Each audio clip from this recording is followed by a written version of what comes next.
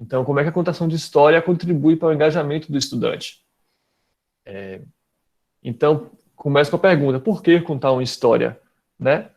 É como eu falei, quando encontramos uma mata fechada à frente, se está se propondo a abrir uma trilha, nós precisamos de uma ferramenta para poder fazer isso, né? E aí essa ferramenta seria a contação de história. A contação de história, a narrativa, né? A contação de história é um pouco diferente. A contação de história é quando você realmente está contando. Mas a narrativa, de uma maneira geral, ela está muito interligada com a motivação intrínseca do estudante, né? A motivação intrínseca, só para poder explicar, é quando o estudante ou quando a pessoa encontra motivação na atividade pela própria atividade em si, não na consequência que essa atividade pode trazer.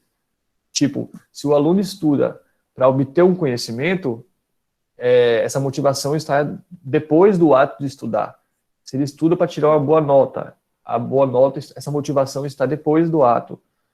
Eu não estou aqui fazendo uma balança, certo? Mas existe a motivação extrínseca, que está num ato externo, numa coisa externa, e tem a motivação no próprio ato de fazer a atividade. E quando a gente lê uma história, a gente assiste um filme, a gente joga um jogo, a motivação está no próprio ato de fazer a coisa, né? E a narrativa vai nesse sentido. Então eu trouxe duas citações para poder embasar um pouquinho o que eu estou falando, né? Eu vou ler aqui essa primeira, tá certo? Então, a experiência narrativa leva a uma experiência cognitiva, que se traduz em um construto emocional e sensorial do indivíduo. Ou seja, no jogo, o desenvolvimento da narrativa depende da ação ativa desse sujeito para a sua resolução.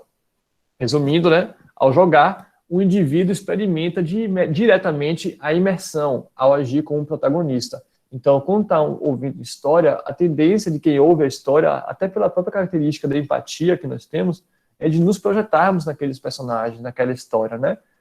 Tanto as crianças pequenas, que têm isso muito forte, quanto os adultos. Por mais que seja adulto, assim, mente formada, ao ouvir uma história, se toca por essa história, né? Então, ok, vamos considerar que nós vamos usar essa narrativa como uma ferramenta para abrir nossas trilhas, né? Então, né? Ok, tem uma ferramenta na mão, tem uma mata fechada na minha frente. Como é que eu faço? Eu vou só cortando a esmo o mato, abrindo esse espaço para o aluno percorrer, né? Então, a gente vai decidir qual planta que a gente vai cortar. A gente pode, às vezes, nós podemos encontrar uma pedra, uma árvore grande, e é mais fácil contornar do que trazer abaixo, né? Uma árvore grande, por exemplo. Então, ao abrir essa trilha, a gente tem que ter um certo método, né? A gente tem que ter uma certa atenção, um certo comprometimento com isso, porque de fato não é uma tarefa fácil. Mas igualmente ao que a gente estava discutindo na apresentação anterior, pode parecer que trazer uma narrativa para a construção da trilha ou para a própria sala de aula, né? Vai tornar nosso trabalho mais difícil, mas pelo menos em sala de aula, quando você tem alunos motivados, né, por conta de uma narrativa que você trouxe para a sala, isso facilita mais o trabalho. Então, talvez, às vezes, a gente tenha um trabalho maior antes para desenvolver essa narrativa, ou desenvolver esses elementos, né, ou usar jogos na sala de aula. Só que quando se leva para a sala de aula, a prática fica muito mais fácil, porque os alunos estão engajados e motivados. E aí vem a primeira coisa que me dizem, em geral, é que não é uma tarefa fácil. Não é de fácil construir uma narrativa, criar uma história, né? A pessoa pode falar, eu não tenho criatividade, é difícil isso. E aí eu trago essa frase, que é, nada se cria, tudo se copia. E isso, veja só, não é uma apologia ao plágio, tá certo? O que é que essa frase para mim significa, né? Bom, nós somos seres humanos, desde que nascemos, nós estamos expostos a estímulos sensoriais, né? A nossa visão, ao nosso olfato, ao nosso toque. Tudo que a gente vai sentindo do mundo, né? Sentindo no sentido... Sentindo, eu quero dizer assim, que a gente usa os órgãos do sentido.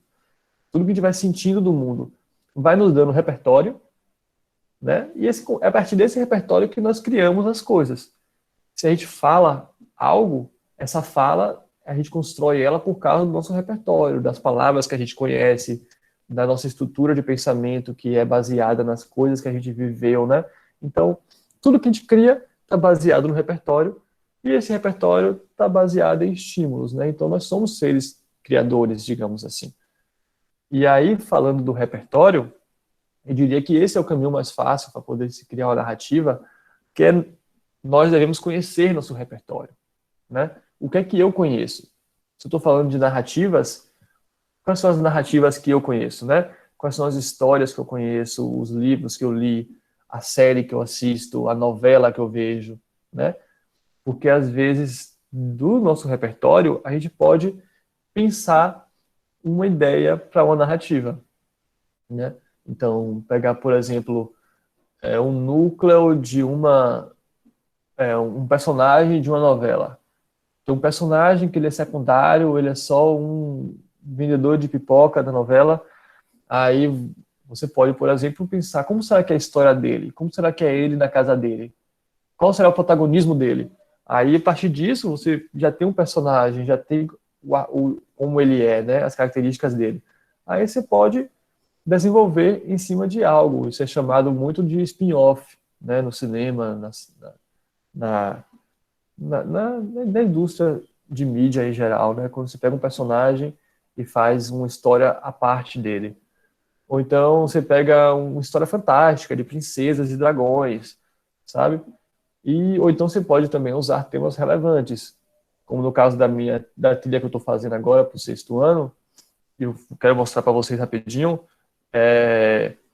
Eu pensei em falar também sobre lixo marinho, né? É um monstro de plástico que está no oceano, e esse monstro de plástico ele vai se aproximar de Salvador. E aí os alunos vão ter que lidar com esse plástico todo. E é claro que isso veio de um repertório meu, porque eu conheço, é algo que a questão do plástico me incomoda, e de fato existe um monstro de plástico, né? Eu vou aqui até trazendo já informação, tipo, no meio do Oceano Pacífico, por conta das correntes marítimas, se acumula plástico, né? Tem tanto plástico que a região, como os plásticos eles não ficam um em cima do outro, eles boiam e vão se encostando, a área do plástico que está boiando é maior que o estado de Minas Gerais e o Espírito Santo juntos. Vocês imaginarem que área de plástico é essa. Procurem depois no Google. Ilha de Plástico do Pacífico. É terrível. É um monstro de plástico para mim da vida real. Então, para eu pensar que esse monstro existe e que ele está aqui em Salvador também, foi uma busca minha, assim, foi uma ideia que veio de mim e que eu acho que é um tema relevante, né? E aí, enfim, para apoiar vocês, ou quem quer que seja, nesse processo de pensar uma narrativa para envolver nas trilhas, porque eu acho que a trilha já traz já chama um pouquinho isso da gente, né? Ela já fala explorando a trilha, enfrentando os desafios da trilha, então já soa como uma cadência de narrativa, né? Aí, para apoiar nisso, eu pensei nesse modelinho, que eu até fiz também, não só nesse formato de slide, mas fiz no formato de um documento, que posso mandar para vocês também, quem quiser. Fiz para vocês, tá bom? Fiz esse slide, fiz esse documento para apresentar. Então, meu roteiro, assim, o passo a passo para isso seria o quê? Pensar primeiramente num tema, que no meu caso foi, por exemplo, lixo marinho, plástico marinho. E aí, depois que eu tenho esse tema, eu divido em 3 grandes blocos, né? O que eu quero dizer aqui é o seguinte: eu vou tentar pensar na minha história de uma maneira macro, para depois ir no mínimo, tá bom? Então, primeiro eu penso no tema, depois eu pego esse tema, divido em 3 blocos, e a minha sugestão é tentar encontrar títulos para esses blocos. Então, por exemplo, o bloco do início, eu pensei assim, um título: monstro de plástico é encontrado no meio do oceano. Esse é um título. Ao título do desenvolvimento.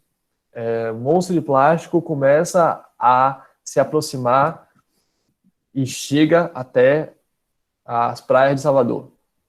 E aí o título para o desfecho seria batalha, destruição, então desmonte do monstro de plástico e ações para que ele não volte.